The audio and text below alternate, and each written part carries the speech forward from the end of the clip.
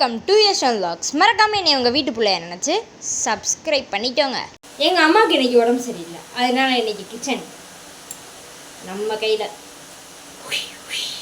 இன்றைக்கி நம்ம செய்ய போகிறது பார்த்தீங்கன்னா வெண்டைக்காய் சாம்பார், கொஞ்சோண்டு தக்காளி. எனக்கு இன்னமும் தெரில, எனக்கு சமைக்கிறதும் தெரியும், ஆனால் குக்கர் மூட தான் தெரியாது. உங்களுக்கும் இதே மாதிரினா கமெண்ட்டில் சொல்லியிருக்கேன்.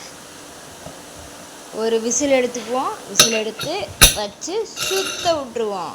அப்புறம் அந்த குக்கர் எடுத்து அடுப்பில் வச்சுருவோம். இப்போ பற்ற வச்சுட்டோம். இப்போ குக்கரில் நான் பருப்பு வச்சுருக்கேன், அதில் இன்னும் 4 விசில் வரணும். வந்தவுடனே பருப்பு வெந்துடும்.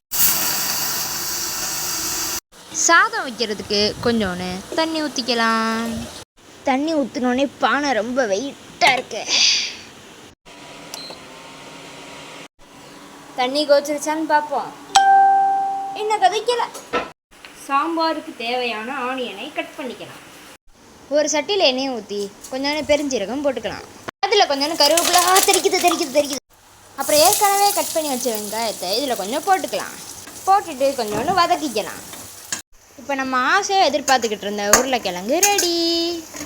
அப்புறம் ஒரு சட்டி எடுத்துகிட்டு ஆனியன் பொறுமையாக ஊற்றிக்கிட்டு இருந்தேன். இப்படி ஊற்றினா எண்ணெய்க்கு ஊற்ற, அதனால் கொண்டு வந்து ஃபுல்லாக ஊற்றியாச்சு. இப்போ எண்ணெய் நல்லா கொதிச்சிருச்சு, அதனால் இதை கொஞ்சம் போட்டுக்கலாம்.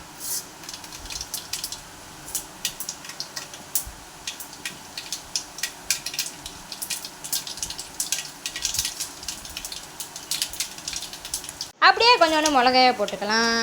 அப்படியே கருவேப்பிலையே போட்டுக்கலாம். அப்புறம் கொஞ்சோண்டு சாம்பார் பொடியை போட்டுக்கலாம். அப்புறம் சைட்லேயே புளியை ஊற வச்சுக்கிட்டு இருந்தேன். இப்போ நமக்கு சாம்பார் ரெடியாக நான் ஏற்கனவே எடுத்து வச்ச வெண்டைக்காயை உள்ளே போட்டேன். கரைச்சி வச்ச புளியை கொஞ்சம் ஊற்றிக்கலாம். இப்போ நம்மளோட சாம்பார் ரெடி ஆயிடுச்சு. நல்லா இருக்கே, பதம் சூப்பராக இருக்குது. அப்படியே இந்த பக்கம் பார்த்தா இது ஒரு பக்கம் கோச்சு வந்துக்கிட்டு இருந்துச்சு. அப்புறம் இதில் கொஞ்சோண்டு அரிசியை போட்டு நல்லா கிண்டி விட்டுக்கலாம். கிண்டி விட்டதுக்கப்புறம் கொஞ்சம் நேரத்தில் சோறு வந்துடும். எனக்கு இன்னும் கொஞ்சம் சைடிஷ் தேவைன்னு தோணுச்சு, அதனால நான் அப்பளம் பொரித்து எடுத்துட்டேன். சாம்பார், அப்பளம், உருளைக்கிழங்கு ஒன்று விடாமல் எல்லாத்தையும் ரெடி பண்ணியாச்சு. ஸோ நான் போய் சாப்பிட்டு வந்துடுறேன். Tata, bye bye.